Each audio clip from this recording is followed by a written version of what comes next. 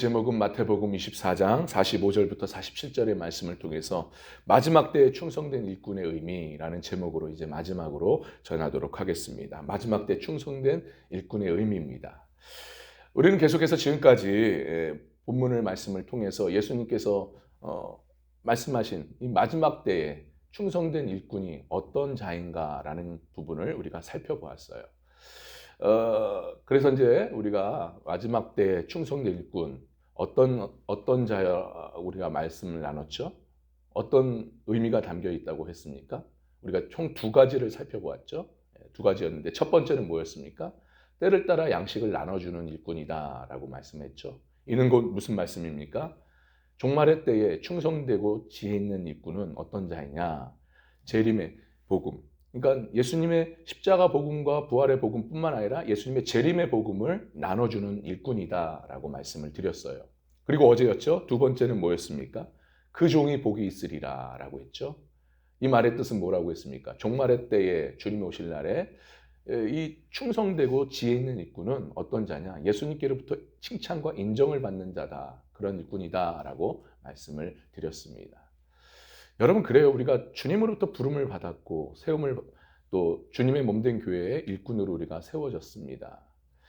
자, 우리가 그래서 애써 일을 하고 그 일들을 감당을 했는데 근데 마지막에 주님께로부터 칭찬과 인정을 못 받는다면, 아니 그 자리에 서서 내가 너를 돕는지 모르겠다라고 말씀하신다면, 오히려 책망과 심판을 우리에게 주신다면 우리가 하는 일이 과연 무슨 의미가 있겠느냐라는 거죠. 그래서 우리가 이 마지막 때를 향해 달려가는 일꾼으로서 정말 중요한 목표가 있어야 됩니다. 그 목표는 뭐예요? 바로 마지막 때 주님 앞에 섰을 때 주님께로부터 인정받는, 칭찬받는 그런 목표로 우리가 주의 일을 감당해야 될 줄 믿습니다.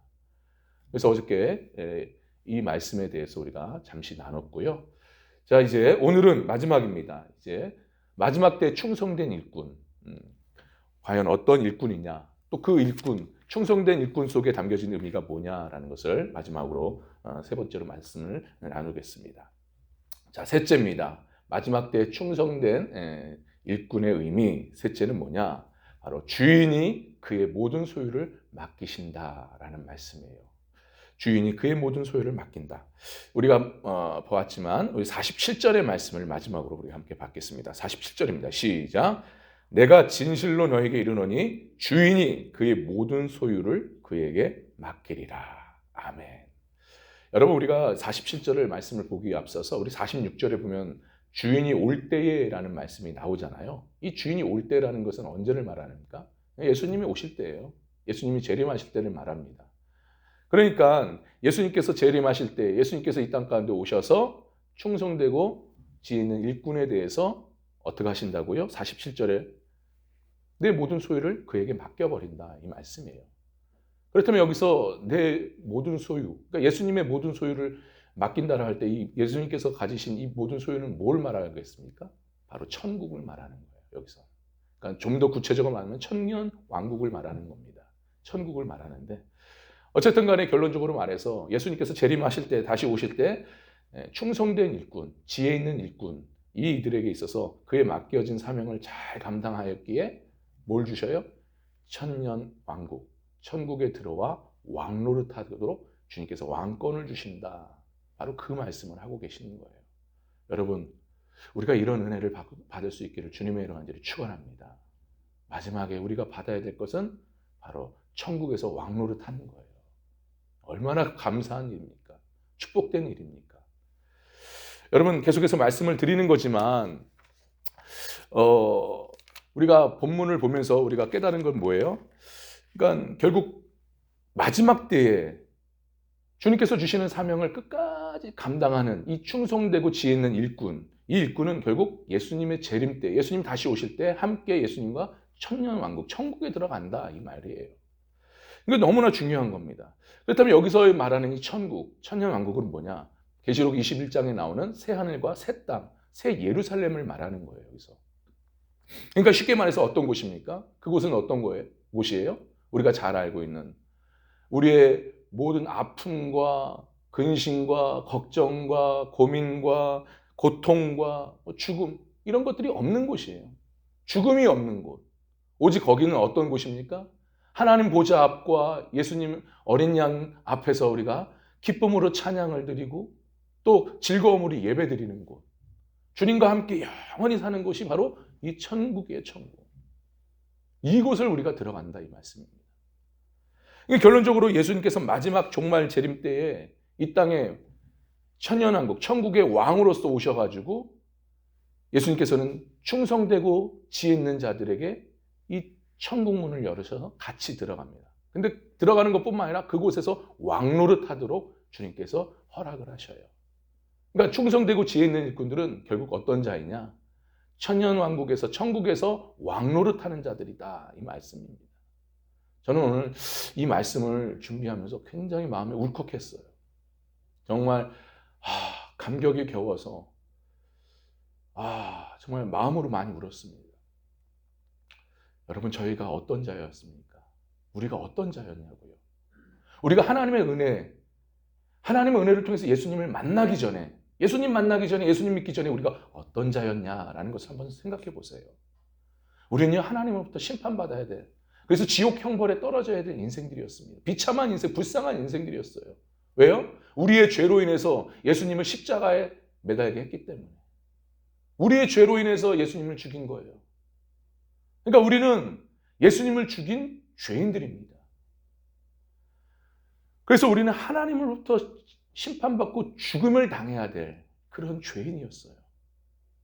그리고 결국 우리는 죽을 죄인으로 영원한 지옥 심판, 지옥 형벌에 떨어져야 될 인생, 비참한 인생, 불쌍한 인생이었다 이 말씀입니다. 우리가.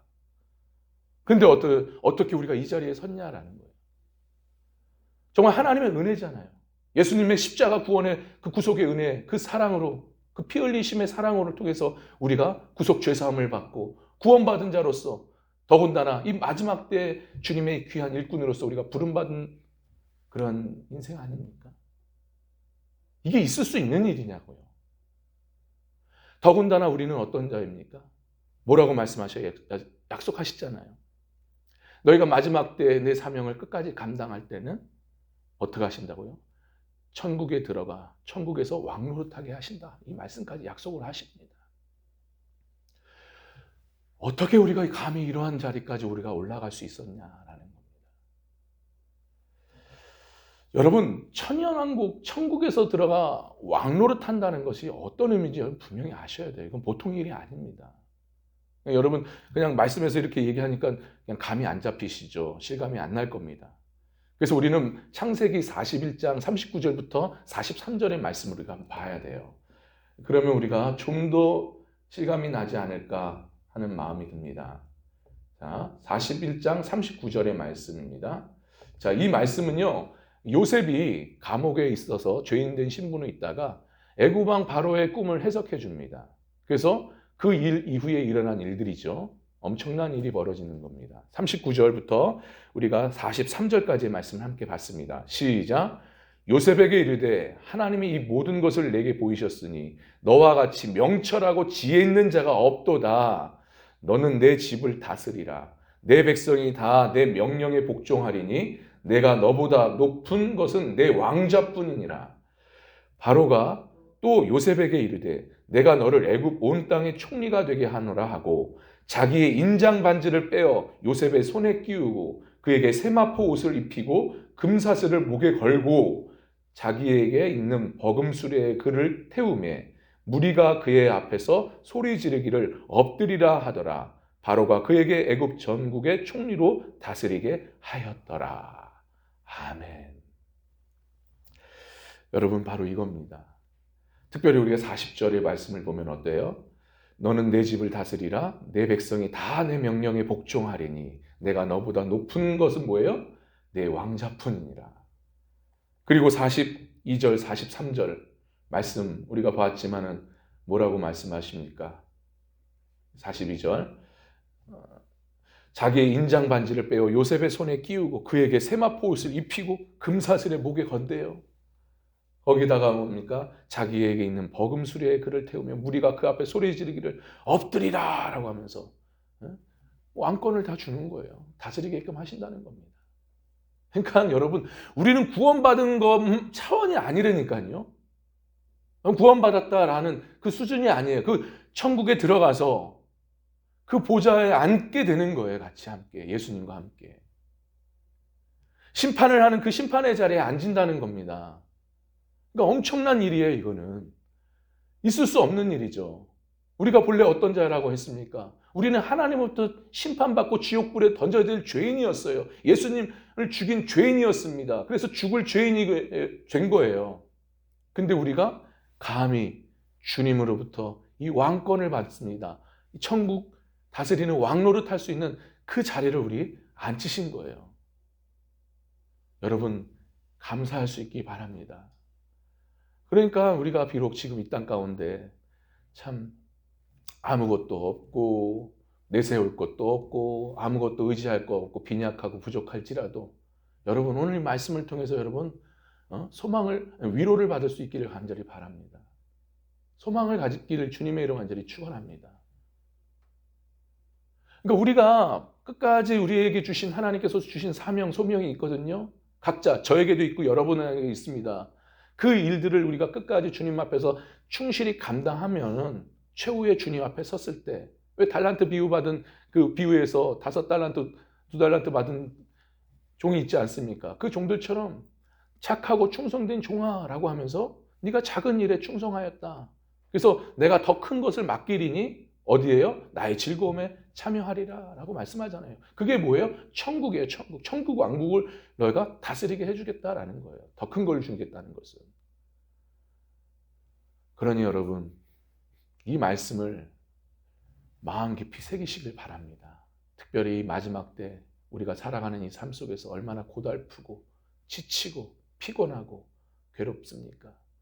보는 것이, 보여지는 것이 다는 아니지만 그래도 보여지는 것을 통해서 제대로 뭔가 일이 안 되어지는 것 같고 뭔가 막혀지는 것 같고 답답한 그런 마음 느낄 때가 많죠. 그런 일들이 무죽순 내 삶 가운데 일어날 때가 많습니다. 그럴 때 여러분, 절대 보여지는 것으로 통해서 낙심하지 마시고 마지막이 어떠한가를 우리가 깊이 생각하면서 끝까지 믿음으로 인내하며 참고 나아갈 수 있기를 간절히 바랍니다. 무엇보다도 우리에게 맡겨진 사명, 십자가 복음과 부활의 복음, 무엇보다 이 마지막 때에 예수님의 재림의 복음을 끝까지 전하고 나누고 또 이 일을 위해서 또 헌신된 봉사의 자리까지 끝까지 지키며 나아갈 수 있는 우리가 될 수 있기를 간절히 바랍니다. 여러분, 예수님 반드시 오셔요. 예수님은 약속하신 거 반드시 지키십니다. 그날이 언제가 될지는 모르겠지만 이제 곧 임박했어요. 주님이 곧 오시니 여러분, 끝까지 믿음으로 인내하며 나아갈 수 있기를 간절히 바랍니다. 주님, 그날에 오실 때 우리가 끝까지 주님의 일을 감당하고 충성되이 우리가 그 맡은 일을 책임지고 감당한다면 주님은 그날에 우리에게 뭘 주셔요? 함께 천국 왕국을 허락하시고 그 안에서 왕노릇하게 앉으십니다. 여러분, 이것을 믿으시길 바랍니다.